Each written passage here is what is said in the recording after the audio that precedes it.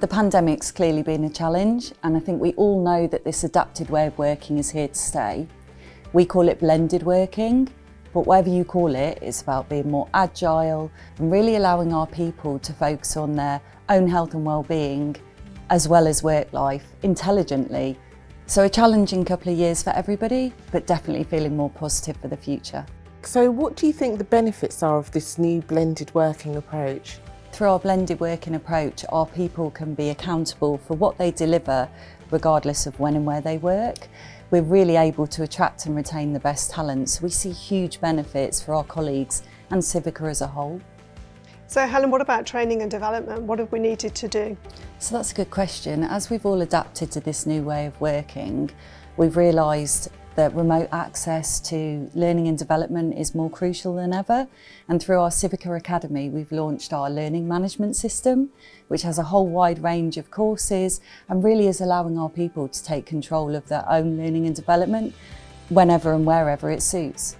So Helen, something I'm really interested in is health and well-being. Have we had to adapt our approach? Yes, absolutely. So we're making sure that we're embedding the right behaviours across the business and that health and well-being really does remain a priority, and that our leaders are really leading by example, making sure they're motivating their teams to build some reflection or downtime into their day, for example, going for a run at lunchtime. But it really does all have to start with our leaders. And what about our approach to communication? So I think we've realised in a blended working world that great communication is even more critical. And I'd say that we've communicated more than ever. We've built upon existing support networks that we have in place. For example, we have more Yammer groups than ever, a forum where colleagues can share ideas and interact.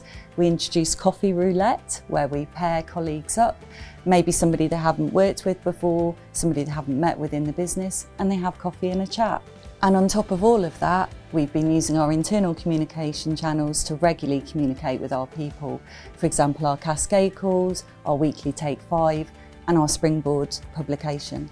So Helen, are there other things that Civica has done to keep the focus on the health and well-being of our people? Yes, we've introduced even greater access to advice, promoting really practical health and well-being support.